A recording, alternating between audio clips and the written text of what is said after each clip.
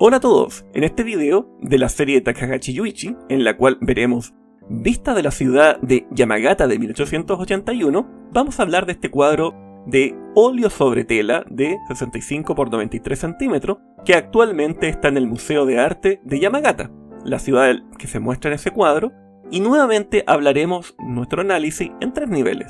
Primero uno formal, donde veremos solamente el artefacto, luego uno simbólico, y finalmente analizaremos su artisticidad. Comencemos a nivel formal, y para ello nos valdremos de algunas características objetivas de la obra. No lo que interpreto, lo que significa para mí, nada de eso. Solo aquello que está presente en el artefacto, y para eso hablaremos desde las características objetivas de la belleza, la integridad, la proporción y la claridad. En primer lugar, hablaremos de la composición.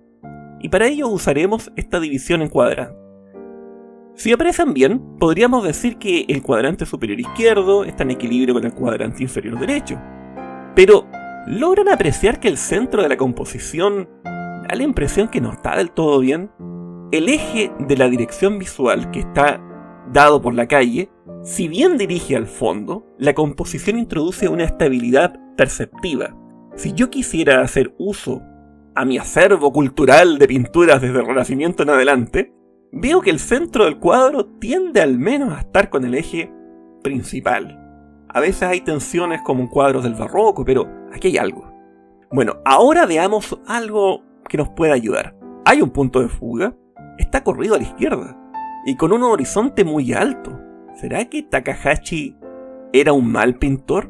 Bueno, la verdad es que no.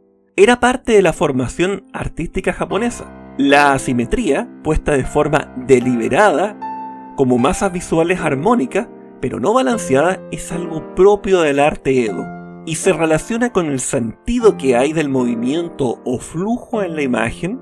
Este concepto es conocido como Fukinsei, y se puede apreciar en algunas obras que iré mostrando aquí. Por ejemplo, estas que tienen del fondo al monte Fuji. Y no es solo asimetría, es un principio artístico ligado a la naturalidad y la fluidez. Aunque en este caso, la asimetría no corrige la tensión, la desplaza. Luego, hablemos un poco de por qué el horizonte está tan alto. Eso no es algo común, al menos en Occidente. Esto ocurre porque es un tipo de perspectiva elevada u oblicua presente en la tradición japonesa, en los rollos ilustrados narrativos japoneses, o en las estampas del ukiyo-e. Ahí voy a poner unas imágenes para que tengan de referencia. Si bien no es lo común en Occidente, hay ejemplos, principalmente en mapas de cartografía, pero no es del todo un equivalente. Nuevamente, esto es algo más común al ojo de un japonés del siglo XIX, que al ver esto dice, bueno, esto debería ser de esa forma porque yo estoy acostumbrado a verlo. Entonces Takahashi habla desde su mundo, pero trata de incorporar estas cosas. Entonces coloquemos el punto de fuga y el centro del cuadro para verlos juntos. Podemos ver una tensión interesante que genera una lectura visual tanto en un espectador japonés como en un europeo, porque es lo que vamos viendo en la obra de Takahashi. No es una síntesis o una supresión de un sistema a otro, sino que como que superpone dos formas de entender el mundo, de materializar la obra. Ahora, si procedemos a ir a los diferentes elementos en que dejaremos en la parte superior derecha una referencia en el pequeño cuadro de escala de grises para ubicarnos, podremos ir viendo detalles interesantes. Vamos con el primero. Pareciera que es algo descabellado de mi parte de tenerme en el cielo, porque ¿qué hay tanto que mostrar? Lo cierto es que hay algo importante en esta parte. El tipo de nubes es algo propio de los fondos que remiten a soluciones atmosféricas propias de la pintura europea del siglo XIX. Un poquito con un tufillo romanticista. Esto no tiene nada de ukiyo-e, nada. Si hago un pequeño cambio en el contraste, pueden ver con mayor claridad las nubes. Y estas distan totalmente de las nubes de la fortuna china, que hasta el momento habían estado mostrando se habían estado incorporando en las obras de arte. Ahí les voy a mostrar unos cuantos ejemplos de uno y otro para que puedan verlos. Esto es para mostrar una diferencia ya con el fondo plano del ukiyo-e. Luego, si bajamos a la casa del lado derecho, vemos que hay una perspectiva con un serio problema en el balcón. Y bueno, acá uno debe ser objetivo, no es una síntesis. Hay un problema técnico. en la resolución de la perspectiva no quedó bien. Ahora, si queremos decir algo en concreto de este tipo de edificio, a la derecha puse un tipo de reconstrucción a partir de la IA del mismo edificio del cuadro. Eso para ilustrar que no son propiamente edificios occidentales, sino un edificio híbrido Meiji, Gyofu Kenchiku, con un balcón central, ventanas con un marco europeo y una entrada tipo neoclásica. Es como que lo que los japoneses hacían respecto de cómo eran las casas occidentales. ¿Y por qué hacer esto? Japón no ha abandonado su lógica constructiva, pero va asimilando Occidente. Ahí les voy a poner unas cuantas casas similares a esto. Ahora vamos con algo interesante. Este poste, uno diría, ¿y para qué me está mostrando un poste? Es como... Primero porque muestra varios elementos. Por un lado, comienza a aparecer una modificación propia del entorno urbano luego de la segunda revolución industrial, los cables y el telégrafo. La electricidad llegó a Japón en el 1878 y ya en 1883 se fundó la Tokyo Electric Light Company. Ustedes se dieron cuenta al tiro de que es capitales ingleses norteamericanos. Entonces, como el cuadro de 1880-81, es posible que estas eran las pocas calles que tenían luz en Yamagata en su momento. Pero hay un detalle que como artefacto no es menor. ¿Se dan cuenta que el artista puso un esfuerzo en mostrar la imperfección y el paso del tiempo de un poste?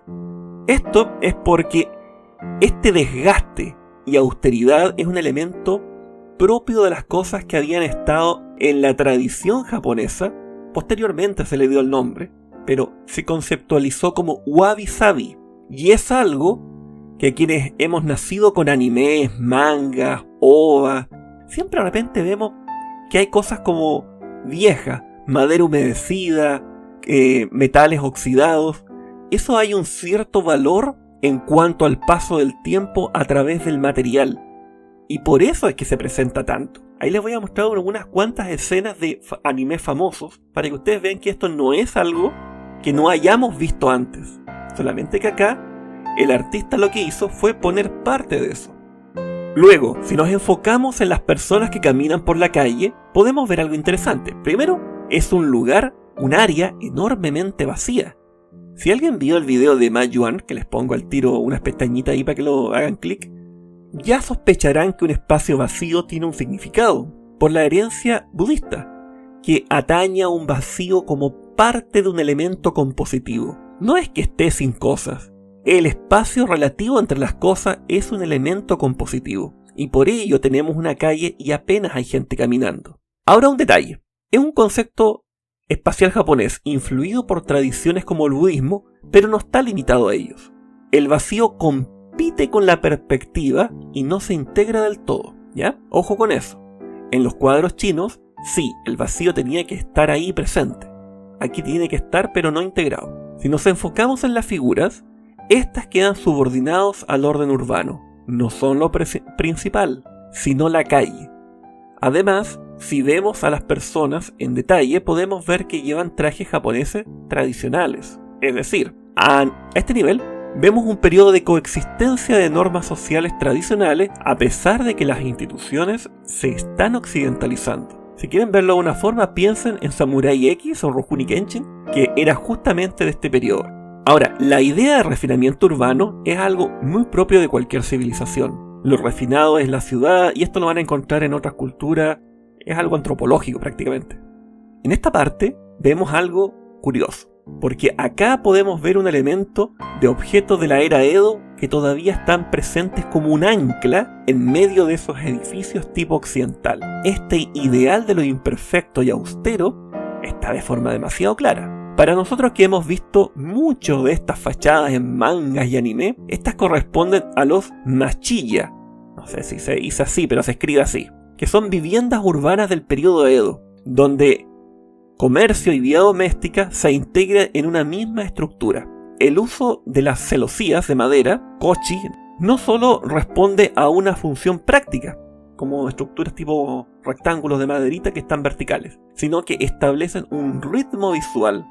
Ahora, este detalle de la torre parece pequeño, pero tiene un detalle muy propio del arte japonés del estampado. Obviamente esto es un óleo, pero fíjense en los bordes. La torre del reloj en la parte blanca. Hay bordes oscuros. En el óleo tradicional occidental, la línea que define los márgenes no es así. Son sumamente claras y poco definidas. Por eso se habla de que la forma en el arte occidental se construye más por volumen que por contorno. Esto podría entenderse en una ilustración del siglo XIX con una acuarela donde se remarca posteriormente. Pero ¿por qué Takahashi hizo esto? Es parte de la descripción de lo que puede transmitir este elemento simbólico a través de la obra. ¿Que quedó bien o quedó mal? Bueno, eso lo vamos a ver después. Esta imagen del cuadro en general y lo que estamos viendo ahora en particular es la prefectura de Yamagata, y a la izquierda tenemos una foto de la época. Acá se hace más evidente una leve distorsión. Ahora, hablando en términos de cómo hizo el cuadro Takahashi, es muy probable que él haya usado una foto como referencia, y como esto no lo hizo en un puro día, ha ido más de alguna vez a tomar una perspectiva, a mirar, a tratar de hacer que el cuadro fuese cuajando. Ahora hablemos un poco del color. El tono de la obra se organiza dentro de una gama cálida, dominada por colores ocres, sienas y terracotas, con leves desplazamientos hacia un amarillo envejecido en el cielo, y hacia rojos más profundos en la tierra y las cubiertas. En una lectura más precisa, puede entenderse como un naranja apagado que articula toda la escena. Eso uno lo podría entender un poquito arte italiano, así que quizás aquí el segundo maestro que tuvo su influencia. Esta elección tonal no solo unifica visualmente este conjunto, sino que también instala una atmósfera contenida. Es como algo alejado de contrastes violentos que refuerza la idea de una ciudad observada en su cotidianidad, más que algo idealizado. No estamos hablando aquí de una ciudad perfecta. En cuanto a la croma, uno de los aspectos más relevantes de la obra se observa en que ningún color aparece en estado puro. Todos los tonos están quebrados. Bueno, nunca uno está viendo estos colores puros, pero están bastante mezcladitos. Están ensuciados o modulados mediante incorporación de grises o con complementario. Esto es una reducción de la saturación que genera una unidad cromática notable, evitando que algún elemento destaque. El resultado es una escena coherente con una atmósfera donde el color no fragmenta la imagen, es decir, todo está bajo un mismo régimen visual. Ahora hablemos del valor. La obra presenta un rango completo, que va desde tonos altos del cielo en las fachadas iluminadas, pasando por los valores medios en la calle y la estructura hasta los bajos presentes en las sombras. Ahora, lo más relevante no es la amplitud del rango, no es que pasemos de un blanco a un oscuro, eso no, sino la distribución. El cielo se mantiene claro, pero no brillante. La calle concentra el valor medio, como el punto que quiere mostrar, de equilibrio, y los bordes laterales se oscurecen generando un efecto de encuadre. ¿Se dan cuenta? Ahí podemos ver un poco de la maestría del artista. No es poner colores por poner colores, es poner colores para ir materializando algo que estaba en su mente. Él hace las veces de un mediador, de un símbolo que quiere transmitir. Los colores nos ayudan a reforzar la lógica de la perspectiva de la composición. Ahora que ya hemos hablado del análisis formal, ¿qué tal si hablamos de qué significan las cuestiones que estamos viendo? Primero, un cuadro que fue comisionado por parte de la prefectura de Yamagata para mostrar los grandes cambios que habían. Por eso está mostrando una prefectura que no lleva muchos años. Ahora, la lectura que podemos hacer de esto es que estamos hablando de un mundo en transición, y el simbolismo que podemos encontrar está en el espacio simbólico, no es cualquier lugar. No tenemos elementos simbólicos explícitos, como por ejemplo, no vemos un dragón rojo, un abanico.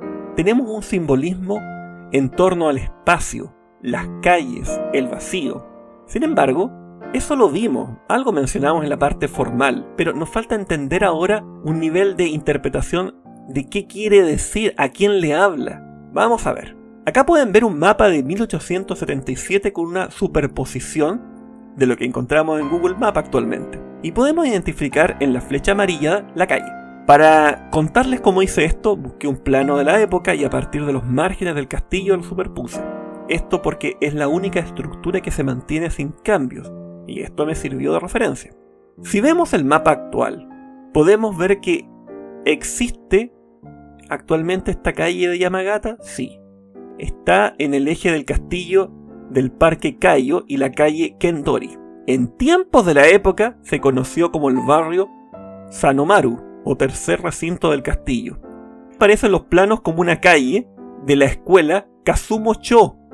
En este eje urbano se localizaron instituciones educativas del nuevo sistema Meiji, incluyendo probablemente escuelas vinculadas a la formación docente. Para que podamos ver cómo se ve este lugar actualmente, les hago una superposición lo más ajustada para que vean que ya no queda mucho y el barrio es completamente irreconocible. Y ahora vamos a un punto que no es menor. Esto se llama Yamagata, ¿no? ¿Por qué se llama así? Porque estuvo la familia con un castillo. Debemos mencionar que un castillo originalmente tiene la misma función que un castillo en Europa o Medio Oriente. A grosso modo es una estructura militar que también cumple funciones políticas y administrativas. Los castillos con el tiempo fueron ampliándose y cuando ya hubo un periodo de estabilidad se volvió un centro político. Esto es aplicable a cualquier fortaleza. Lo que nosotros asociamos a un castillo hermoso de fantasía tipo Disney son muchas veces reimaginaciones de un pasado distante romántico. Vamos viendo que en el tercer patio era el lugar donde estaban de los comerciantes y los samuráis de rango medio. Bueno, este punto es importante porque Takahashi Yuichi es miembro de una familia samurái. Él está mostrando cómo parte de su mundo también está cambiando. Y esta prefectura está localizada en un lugar en torno a este castillo y no en cualquier lugar.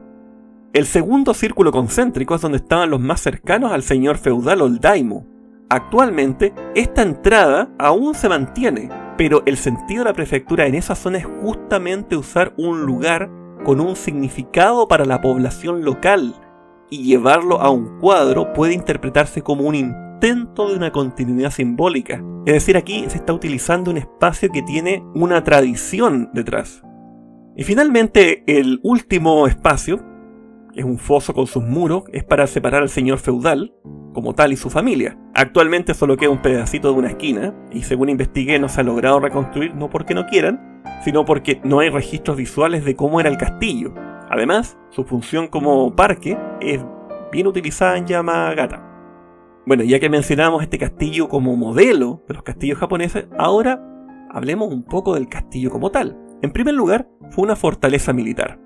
Y como les mencioné, en su origen quizás era simple. Luego, en los siglos XV y XVI, fue un centro militar regional hasta que se consolidó el poder político en la época del siglo XVII, cuando comenzó una paz interna bajo el dominio de los Tokugawa. En este periodo es donde hay un cambio dinástico dentro de las personas que eran los daimyo, los señores feudales, de este lugar, y pasa a ser una sede administrativa. Por eso, no es que al momento de poner la prefectura fue un lugar administrativo, ya era un lugar administrativo de hace casi 250 años. Entre 1880 y 1881, todo este lugar fue comprado por el ejército y ahí se instaló una prefectura. Ya que hablamos de la formalidad y el simbolismo, ahora hablemos de la siguiente parte. Y vamos a analizar el artefacto mediante sus causas para ver qué tanto participa en los trascendentes del ser. Partimos hablando de que esto era algo científico. ¿En qué sentido? Que es una explicación por las causas. Eso es ciencia. Dentro de la filosofía tomista es eso, ¿ya? La causa material es el artefacto con todo su análisis formal. La causa formal es la forma que nace de la cosa materializada. Parte del análisis formal y parte de la explicación de los símbolos. La causa eficiente es el artista. Y para eso hacemos el contexto histórico y la biografía. Pero ahora tenemos que hablar de la causa final, que si es una obra de arte, que tiene que buscar la belleza, si no, no es obra de arte. Entonces, ¿cómo el artefacto participa en los trascendentes de la verdad, la bondad y la belleza? Comencemos hablando del trascendente del ser, la verdad. Comprendámosla como la adecuación del intelecto a la realidad. Y para ello, vemos una primera dimensión. La obra presenta un ente, o sea, estoy viendo algo. Si no, estamos hablando de la escultura invisible. Así que, sí, ¿es coherente? Nuevamente una respuesta positiva. Estamos viendo una ciudad donde la arquitectura y el espacio se integran con una totalidad inteligible. O sea, mi inteligencia puede adquirir que estoy viendo una cosa que entiendo. Y más aún, ¿me permite ser un orden cognoscible? Por supuesto. Me encuentro con repetición de fachadas, ritmos urbanos. Luego pasemos a la bondad. Recordemos que no es una cosa moral, ¿ya? Sino la bondad en cuanto al ser. ¿Y qué es la bondad? Es el ser cuanto apetecible. Y partamos estableciendo algo de su causa final en este punto, porque la finalidad es representar y dar a conocer la ciudad. no necesariamente una obra tiene que ser únicamente bella, también puede participar en otras cosas. ¿Es adecuada la obra a este fin? Luego, ¿está ordenada a ello? En ambos casos la respuesta es positiva. Pero al preguntarnos si la obra lo realiza correctamente, según mi planteamiento y mi juicio artístico, no. ¿Por qué?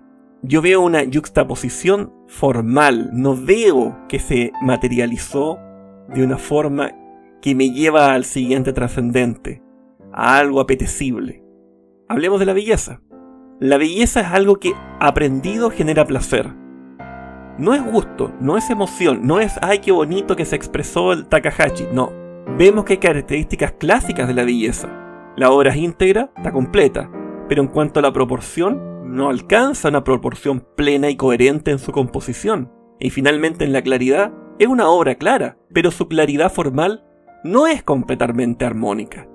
Así que la obra intenta una mímesis occidental del espacio, pero su poiesis permanece anclada en una lógica japonesa.